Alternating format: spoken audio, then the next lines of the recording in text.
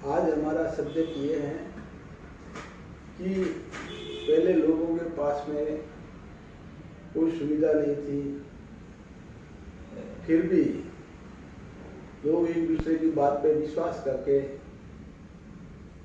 खुश, शांति, आराम, प्रेम, भाईचारा से रहते थे। परंतु आज हमारे पास में सब सुविधा है, रहने को मकान भी अच्छे हैं, गाड़ी भी है, रुपया भी है, और आपको कोई प्रूफ करने के लिए यूट्यूब वीडियो, गूगल, फेसबुक सबूत के साथ में, एक्टिंग के साथ में सीरियल देख के भी देखने को है। फिर भी हर किसी को बोलते हैं तो वो बोलते हैं सुख नहीं है, शांति नहीं है, प्रेम नहीं है, भाईचारा नहीं है। यानी इसका कारण क्या है? सब शांति की खोज में घूम रहे हैं, सुख के खोज में घूम रहे हैं। इसका कारण किसी ने खोजने की कोशिश नहीं किया।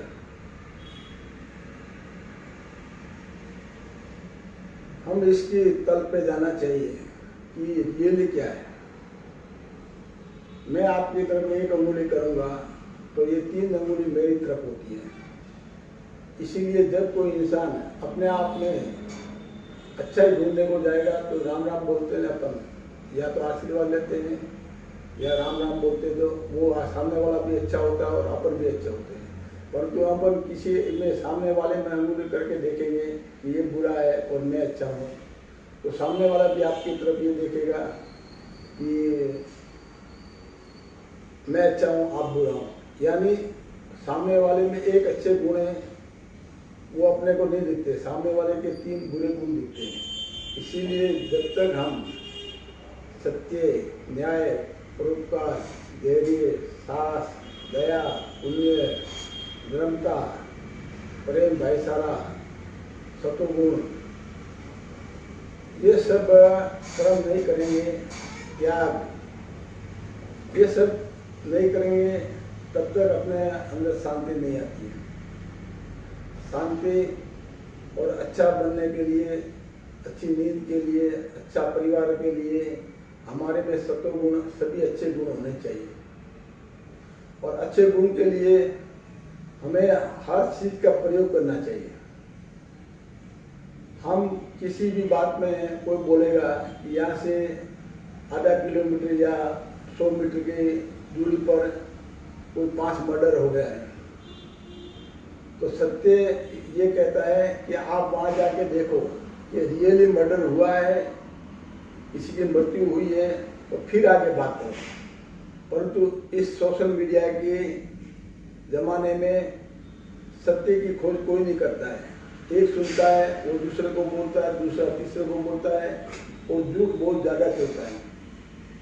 बार बार बोलते हैं, जोर से बोलते हैं, और बार बार झूठ भी एक बार सच हो जाता है और सत्य है, और वो आप शांति से नहीं किसी को बताएंगे तो वो भी एक बार झूठ हो जाता है। तो मेरा कहने का भावार्थ है कि शांति के लिए हमें एक सत्य कर्म करना चाहिए, और सत्य कर्म करने के लिए पहले सीखना पड़ता है। जैसे हम हर चीज सीखते, जन्म लेता है उस टाइम बच्चा दिमाग से खाली होता है, उसका मन स्थिर होता है, उसका मेमोरी भी खाली होता है। परंतु जैसे बड़ा होता है तो जो भाषा सिखाया जाता है, कोई हिंदी सिखाते, कोई इंग्लिश सिखाते, कोई जो उर्दू, हमारे इस पृथ्वी के ऊपर हजारों लाखें भाषा है, हजारों संस्कार हैं, हजारों विचार हैं, हजारों रहन सहन है। वो जैसे आप सीखोगे न, ऐसे सामने वाले को आपके अंदर जो भी आएंगे वही आप बाहर बोल सकते हैं। सोशल मीडिया की वही है कि आप जो गूगल पे या कोई भी सोशल मीडिया में डालेंगे, फेसबुक पे, यूट्यूब पे, कहाँ भी, वो आप फोटो या वीडियो देख सकते हैं। ऐसे आपके शरीर में जो अच्छे विचार डालेंगे तो आप अच्छे देख सकते हैं, और यदि आपने बुरे विचार डालेंगे तो बुरे देख सकते हैं। अब बुरे विचार अपने अंदर लेंगे तो काम, क्रोध, मोह, माया, लोभ, अहंकार, स्वार्थ, बुराई, हिंसा, चिंता, राग, लोभ, छल, कपट, मूर्खता, शत्रुता, आलस, तमोगुण, बुराई, अंधेरा, ये सब अपने में आ जाता है। और आज का समय इस कलयुग में सबसे ज़्यादा ये कलयुग में काम, क्रोध, मोह, लोभ, अहंकार, स्वार्थ, बुराई, हिंसा, चिंता, तमोगुण, अंधेरा, पाप, ये ज़्यादा चलता है, क्योंकि ये इसका परिणाम जल्दी देता है। वो शरीर सुख में काम आता है और सतोगुणी कर्म होता है वो परोपकार के लिए काम आता है।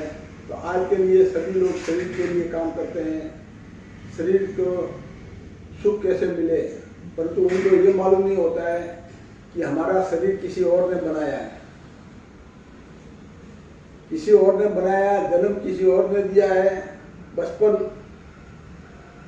बुढ़ापा, बचपन, जवानी और बुढ़ापा, फिर मर जाता है, यानी अपना शरीर भी कोई और चला रहा है।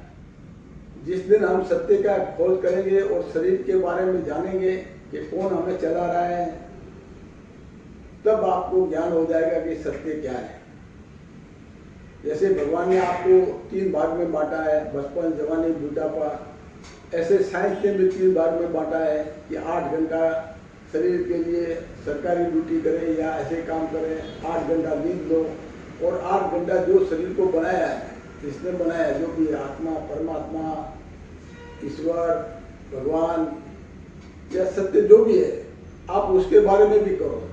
परंतु हम जो बनाने वाले उसको भूल गए, और उसी का परिणाम आज हम भुगत रहे हैं कि हम दुखी वही है। नहीं तो हम उसको पहले याद करते थे, प्रूफ से मानते थे। अब खाली दिखावा। आप देखो, कहाँ भी आप जागरण में, भजन भाव में चले जाओ, तो पहले जमाने में शब्द के से अनुभव सीखा जाता था। अब आप कहाँ भी भजन में रात को जाएंगे, जागरण में जाएंगे, तो वहाँ नाचना, गाना और बहुत आवाज, शोर शराबा होता है। आध्यात्मिक ज्ञान हमेशा शांत होता है और वो शांति से मिलता है। इसके लिए बहुत जीरो पे आना पड़ता है। आप कोई भी शुरुआत होती है तो जीरो से होती है, 1, 2, 3, 4, 5, 10, 10 से 100, 100 से 1000, 1000 से लाख, लाख से करोड़, अरब, ये फिर शुरुआत जीरो से, 1 से होती है। और माइनस भी करेंगे तो जीरो से माइनस आएंगे। इसीलिए आपके शरीर में नेगेटिव और पॉजिटिव 2 विचार होते हैं। आपका शरीर एक जीरो की तरह है, आप उसको किस तरफ पॉजिटिव में लाना चाहते हैं या नेगेटिव में। यदि आपने शरीर सुखों के लिए, अपने स्वास्थ्य के लिए काम किया तो आपका शरीर एक दिन बचपन, जवानी, बुढ़ापा होके नेगेटिव बन के दुखी होकर मर जाएगा। और यदि आपने पॉजिटिव विचार रखे तो आपका शरीर भी सुखी रहेगा, व्यवहार भी अच्छा रहेगा, और आगे जाके आप एक शरीर के लिए बहुत अच्छे कर्म करेंगे। तो जैसे भगवान ने आपके 4 भाग में बांटा है। 1 से 25 साल तक शरीर से सीखना चाहिए, 25 से 50 साल तक शरीर के लिए कर्म करना चाहिए, और 50 से 75, आप 50 के हो गए तो आपका लड़का, बच्चा 25 का हो गया है, वो शारीरिक कर्म करता है। आप फिर उसके बाद में आत्मा के लिए करना चाहिए, क्योंकि शरीर 2 चीज से चलता है, एक दिखने वाली चीज और एक बिना दिखने वाली। दिखने वाली चीज वो है जो पदार्थ है, परमाणु से बनी हुई चीज है, और नहीं दिखने वाली वो एनर्जी, ऊर्जा है, वो दिव्य शक्ति से बनी हुई है। इसीलिए हमारा शरीर 1 से 50 साल तक दिव्य शक्ति के हिसाब से बना रहता है। 50 के बाद में दिव्य शक्ति आपकी कमजोर हो जाती है, तो आप बूढ़े हो जाते हैं और मृत्यु भी हो सकती है। जैसे हमारे आपके सोशल मीडिया में मोबाइल है, मोबाइल का रिचार्ज कराएंगे तब तक वो चलेगा, रिचार्ज बंद होने के बाद में आपका इंटरनेट और बात करना बंद हो जाएगा। इसीलिए भगवान ने हमें 50 साल तक हमारा रिचार्ज किया हुआ है।